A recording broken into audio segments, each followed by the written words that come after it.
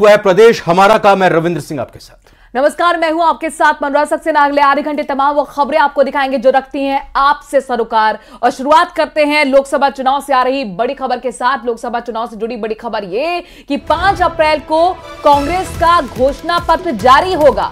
2 बड़ी रैलियों के जरिए घोषणा पत्र प्रचारित किया जाएगा और इससे पहले 6 अप्रैल को लेकर जानकारी आई थी। हालांकि अब यह खबर है कि 5 अप्रैल को कांग्रेस मुख्यालय में कांग्रेस अपना घोषणा पत्र जारी करेगी और उसके बाद यानी 5 अप्रैल के एक दिन बाद 6 अप्रैल को उत्तर और दक्षिण भारत में 2 बड़ी रैलियों के जरिए भी घोषणा पत्र को प्रसारित किया जाएगा। उत्तर भारत की रैली जयपुर में 5 अप्रैल को होगी, वहां से राज्यसभा सांसद सोनिया गांधी उसमें मौजूद रहेंगी और दक्षिण भारत की रैली हैदराबाद में होगी। आपको बता दें कि राहुल गांधी, प्रियंका गांधी वाड्रा और खरगे इनमें से 2 लोग हैदराबाद में रहेंगे और एक सोनिया गांधी के साथ रहेंगे, यानी दोनों जगहों पर 2 बड़े नेता मौजूद रहेंगे। तो कांग्रेस की तरफ से रणनीति तैयार की गई है। घोषणा पत्र के जरिए उत्तर से लेकर दक्षिण भारत को साधने की यह तैयारी और कोशिश कांग्रेस की तरफ से घोषणा पत्र लोगों के बीच लाया जाएगा। कांग्रेस क्या कुछ अपनी सरकार अगर बनती है तो वायदे निभाएगी और साथ ही साथ दूसरी बात यह भी कि राजस्थान में जयपुर से इसका आगाज 5 अप्रैल को कांग्रेस की तरफ से किया जा रहा है। शिवम प्रताप हमारे संवाददाता इस खबर पर ज्यादा जानकारी के साथ जुड़ गए हैं। शिवम, 6 अप्रैल महत्वपूर्ण दिन उत्तर और दक्षिण को साधने के लिए यहां जयपुर और हैदराबाद को चुना गया है जहां से घोषणा पत्र जारी होगा। अपने आप में अलग प्रयोग, क्या इसके मायने? देखिए, निश्चित तौर पर कांग्रेस पार्टी ने के सूत्रों का ये दावा है कि 5 अप्रैल को कांग्रेस अपना घोषणा पत्र जारी करेगी। बड़ी बात यह है कि उसके बाद 6 अप्रैल को उत्तर और दक्षिण भारत में 2 बड़ी रैलियों का आयोजन भी किया जाएगा ताकि घोषणा पत्र को अच्छे से प्रचारित किया जा सके। सूत्रों का दावा है जिस CWC बैठक में घोषणा पत्र पास हुआ था उसमें प्रियंका गांधी ने ये बात उठाई थी कि लोगों तक हमारी जो वादे हैं वो पहुंचने चाहिए और उसके लिए बाकायदा हमें बड़ी प्लानिंग करनी होगी। यही एक वजह है कि उत्तर भारत से राजस्थान को चुना गया है जहां से सोनिया गांधी राज्यसभा गई हैं।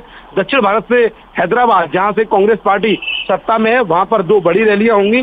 खास बात यह है कि कांग्रेस का जो हाई कमांड है यानी कि शीर्ष नेतृत्व है वो इन रैलियों में मौजूद रहेगा और बाकायदा कांग्रेस ने जो प्रचारित किए 5 गारंटी, युवा, न्याय, मजदूर, श्रमिक, इन सबको लेकर बड़े जो वायदे हैं उनको कांग्रेस पार्टी के नेता दोहराएंगे ताकि जो आम लोगों तक पार्टी के घोषणा पत्र का जो जानकारी है वो पहुंच सके। सूत्रों का यह भी दावा है कि पिछले चुनाव में जिस तरीके से कांग्रेस ने घोषणा पत्र जारी किया था, लेकिन कांग्रेस की बाद में जो रिपोर्ट सबमिट हुई थी लोकसभा के बाद उसमें कहा गया था कि लोगों तक कांग्रेस की बात नहीं पहुंची है। ऐसे में इस बार इन 2 राज्यों को चुना गया है और माना यह जा रहा है कि राजस्थान को, जयपुर को चुनने की बड़ी वजह यह रही है कि पूरे नॉर्थ इंडिया को वहां से संदेश दिया जाएगा। सोनिया गांधी स्वयं राज्यसभा में है, ऐसे में पार्टी को लगता है कि राजस्थान से इस बार वो मोमेंटम बनाए रखे जिससे लोकसभा चुनाव में पार्टी को सफलता मिले। 2014 और 19 में कांग्रेस पार्टी को राजस्थान में। बिल्कुल शिवम प्रताप, बहुत बहुत धन्यवाद आपका इस खबर को ब्रेक करने के साथ इस पर विस्तार से जानकारी देने। और इधर कोटा में कांग्रेस की मीटिंग में मंच पर कंट्रोवर्सी देखने को मिली। मंच पर प्रहलाद गुंजल और शांति धारीवाल की पुरानी अदावत सामने आ गई। धारीवाल ने प्रहलाद गुंजल से पुराने आरोपों पर स्पष्टीकरण मांगा। धारीवाल ने कहा कि साबित कीजिए या मंच से उन आरोपों को गलत मानिए। उन्होंने कहा कि अब आपको सेकुलर बनना होगा। वहीं धारीवाल की नसीहत पर कांग्रेस प्रत्याशी प्रहलाद गुंजल भड़क गए। उन्होंने कहा कि आप जैसे सीनियर नेता को ऐसी बातें शोभा नहीं देती हैं। वहीं धारीवाल ने भी पलटवार किया, कहा मुझे जो कहना है वो तो मैं कह के रहूंगा। फिर क्या था, भाषण खत्म होते ही गुंजल तेजी से मंच छोड़कर रवाना हो गए। कांग्रेस पार्टी के केंद्रीय नेतृत्व और प्रदेश नेतृत्व ने मुझे तो कल नामांकन भी है। किस तरीके से आज चर्चाएं की जो कार्यकर्ताओं से, किस तरह की चर्चा हुई आज कार्यकर्ताओं के बीच में पहुंचे थे? आज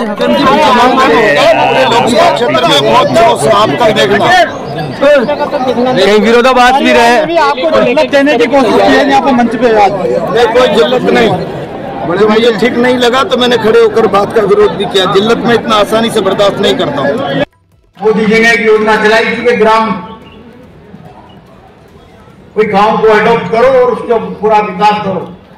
तो जो गांव अडॉप्ट किया उसमें खुद ही विकास ही नहीं हुआ कुछ भी आज तक। रोटी रोटी रोटी रोटी रोटी रोटी गोद लिया था, गोद लिया था, रोटी रोटी रोटी रोटी रोटी रोटी भी नहीं है। कई तरह की बात है मैं तो इतनी सी बात निवेदन करता हूं आपसे कि प्रहलाद जी, आपका आज तक का जो करैक्टर रहा है वो सांप्रदायिकता के विरुद्ध सांप्रदायिकता का रहा है, इसलिए आपको अपने आप को बदलना पड़ेगा। गलत कह रहे हैं, और सेकुलर बनना बनकर के काम करना पड़ेगा। गलत कह रहे हैं। मैंने भारतीय जनता पार्टी की राजनीति में रहते हुए भी कभी वो छोड़ दिया आपने, वो छोड़ दिया, कभी नहीं। भारतीय जनता पार्टी छोड़ दी है, बहुत बढ़िया किया। आप जैसे सीनियर नेता को इस मंच पर इस प्रकार की भाषा का इस्तेमाल नहीं करना चाहिए। मैं तो करूंगा, मैं बोलूंगा तो करूंगा।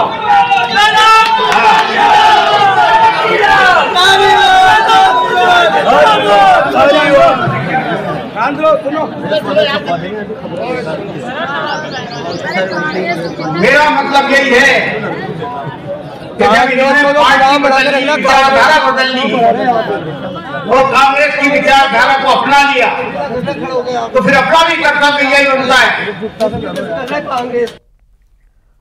तो कांग्रेस के नेता आपस में ही उलझे हुए हैं। कांग्रेस से जुड़ी एक और खबर बीकानेर से है, जहां पर कांग्रेस प्रत्याशी पर आपराधिक रिकॉर्ड छिपाने का आरोप लगा है। नामांकन के दौरान शपथ पत्र में रिकॉर्ड छिपाने के आरोप लगे हैं और बीजेपी कार्यकर्ताओं ने जिला निर्वाचन अधिकारी से इस बाबत शिकायत भी की। जेएनवीसी में गोविंद राम के खिलाफ हिस्ट्री शीट खुले होने के आरोप लगाए गए हैं। गोविंद राम मेघवाल का नामांकन रद्द करने की अब मांग की जा रही है कि उन्होंने जानकारी छिपाई है। जिला निर्वाचन शाखा ने इस संबंध में कहा है कि नामांकन पत्रों की जांच के बाद अब ये शिकायत मिली है, राज्य निर्वाचन विभाग को इस शिकायत को भेजा जाएगा। सीकर जिले के फतेहपुर से खबर आपको बताते हैं, जहां पर झुंझुनू से बीजेपी प्रत्याशी शुभकरण चौधरी के चुनावी कार्यक्रम के दौरान यहां पर उद्घाटन होना था। बीजेपी नेता आपस में उलझ बैठे। इस दौरान नौबत हाथापाई तक आ गई, या यूं कहें कि हाथापाई होते होते रह गई। बाद में वरिष्ठ नेताओं के बीच बचाव करने के बाद मामला शांत हुआ। और बताया जा रहा है कि श्रवण चौधरी विधानसभा चुनाव में हार के कारणों का जिक्र कर रहे थे। इसके बाद विधानसभा प्रभारी के जानू ने कहा कि व्यवहारिक राजनीति में भावुकता से काम नहीं चलता। इस दौरान कई कार्यकर्ता आक्रोशित हो गए, प्रभारी के जानू से उलझ बैठे। कई कार्यकर्ता तो नारेबाजी करते हुए मंच पर तक चढ़ाए। बाद में वरिष्ठ नेताओं ने कार्यकर्ताओं को समझाकर मामले को शांत कराया। अपना काम ना अपने मत बिगाड़ो। एक बार शांति से बैठ जाए। मनमुटाव नहीं है। जो तत्काल समय में विधानसभा के चुनाव हुए तो उसमें जो कुछ कार्यकर्ताओं ने, जो पुराने कार्यकर्ता भी रहे हैं पार्टी से, कि किसी ने 2 बार टिकट लिया है, किसी ने 1 बार टिकट लिया है, निश्चित रूप से श्रवण जी हमारी पार्टी में आए हैं। उनका हक है इस चुनाव में, उनके साथ जो बागी लड़े उस पर उनकी जो प्रतिक्रिया रहती है, तो संगठन के कार्यकर्ता के नाते रोकना टोकना संगठन की जिम्मेदारी है। और प्रत्याशी की उपस्थिति में जिस प्रकार की भाषा उत्साह रहता है, उसमें कहीं न कहीं व्यक्ति अपनी जो भावावेश है उसको नहीं रोके तो टोक देना चाहिए। इससे अधिक कुछ नहीं। पार्टी में सब समन्वित हैं, सब साथ मिलकर काम करेंगे, एक साथ करेंगे। पार्टी के जितने मोर्चा प्रकोष्ठ मंडल अध्यक्ष सब साथ काम कर रहे हैं। और इस बीच बड़ी खबर करौली से आ रही है, जहां पर गुर्दे से हथियार तस्कर गिरफ्तार किए गए हैं। हथियारों की तस्करी करने का आरोपी भी अरेस्ट हुआ है। आर्म्स एक्ट में कई महीनों से यह आरोपी फरार चल रहा था। एक बड़ी कामयाबी करौली पुलिस की कही जा सकती है। साफ तौर पर करौली में गुर्दे से हथियार तस्कर को पकड़ा गया है। हथियारों की तस्करी करने का आरोपी ये पुलिस के हत्थे चढ़ा है, इसको अरेस्ट किया गया। आर्म्स एक्ट में कई महीनों से फरार चल रहा था, पुलिस को इसकी तलाश थी, अब ये गिरफ्तारी की गई है।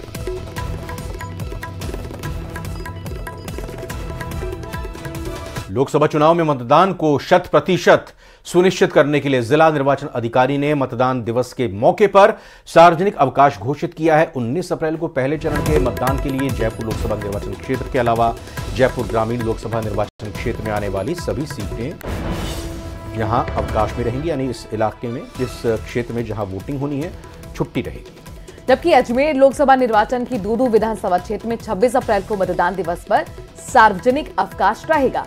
इसके अलावा जो मतदाता दूसरे राज्य से हैं, अगर वो मतदान के लिए आवेदन करते हैं तो उन्हें भी अवकाश दिया जाएगा। श्रम विभाग द्वारा 19 मार्च 2024 को जारी आदेश के तहत जिले के समस्त विधानसभा क्षेत्र स्थित निजी या फिर सार्वजनिक प्रतिष्ठानों, दुकान, औद्योगिक उपकरण और कारोबार व्यवसाय में काम करने वाले कामगारों को मतदान दिवस का अवकाश देना होगा।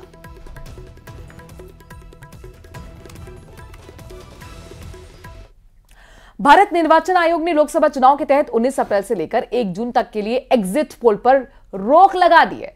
राज्य के मुख्य निर्वाचन अधिकारी प्रवीण गुप्ता ने बताया कि इस दौरान देश भर में सभी लोकसभा क्षेत्रों में एग्जिट पोल का प्रकाशन और प्रसारण प्रतिबंधित रहेगा। भारत निर्वाचन आयोग से मिले निर्देशों के मुताबिक राजस्थान सहित अन्य चुनाव वाले सभी राज्यों में मतदान से 48 घंटे पहले ओपिनियन पोल या फिर पोल सर्वे के प्रसारण पर प्रतिबंध रहेगा। अधिसूचना के अनुसार एग्जिट पोल करना और एग्जिट पोल के परिणामों को समाचार पत्रों में प्रकाशित या इलेक्ट्रॉनिक मीडिया के माध्यम से प्रसारित करना अथवा बाकी किसी तरीके से प्रचार प्रसार करने पर भी पूरी तरह से प्रतिबंध रहेगा।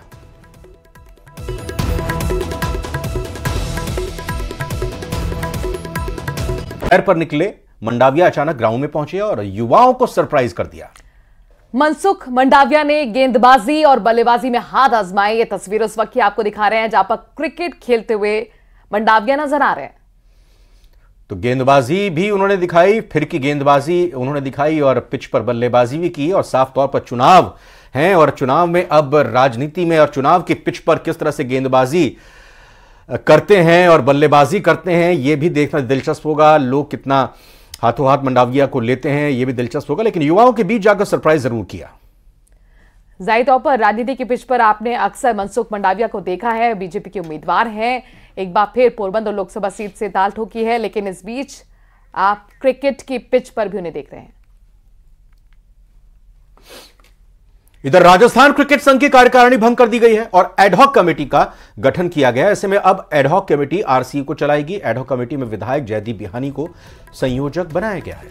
इसके अलावा मौजूदा आरसीए कार्यवाहक अध्यक्ष धनंजय सिंह और पवन गोयल, रतन सिंह, हरिचंद सिंह, धर्मवीर सिंह को भी कमेटी का सदस्य बनाया गया है। बता दें कि प्रदेश के सत्ता परिवर्तन के बाद आरसीए में भी उठापटक शुरू हो गई थी, जिसके बाद तत्कालीन आरसीए अध्यक्ष वैभव गहलोत को इस्तीफा देना पड़ा था और इसके बाद धनंजय सिंह को कार्यवाहक अध्यक्ष बनाया गया। अब एडहॉक कमेटी के लोकसभा चुनाव के बाद आरसीए के चुनाव करवा सकती है।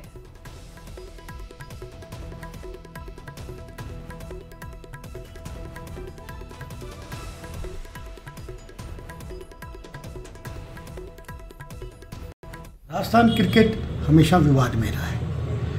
भारतीय जनता पार्टी की सरकार आने के बाद भारतीय जनता पार्टी ने एक निर्णय लिया कि हम जहाँ जहाँ विवाद है वहाँ पर एक तटस्थ निर्णय लेने वाला, खेल को बढ़ावा देने वाला एक कमेटी बनाएंगे।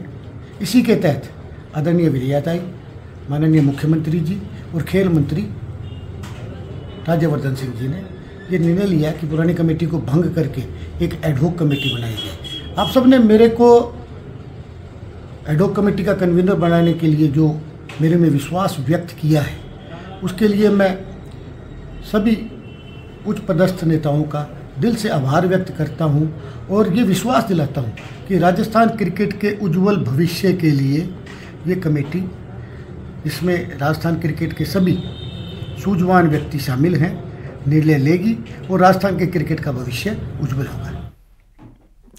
राजस्थान में अलग अलग एनफोर्समेंट एजेंसियों ने मार्च महीने की शुरुआत से अब तक नशीली दवाएं, शराब से जुड़ी हुई तमाम कीमती धातुएं और मुफ्त बांटी जाने वाली वस्तुओं के साथ अवैध नकदी राशि के रूप में लगभग 314 करोड़ रुपए से ज्यादा की कीमत की ये चीजें जब्त की हैं और निर्वाचन विभाग के निर्देश पर लोकसभा आम चुनाव 2024 के मद्देनजर आदर्श आचार संहिता लागू होने के बाद 16 मार्च से अब तक एजेंसियों द्वारा पकड़ी गई वस्तुओं की कीमत 215 करोड़ रुपए से ज्यादा बताई जा रही है।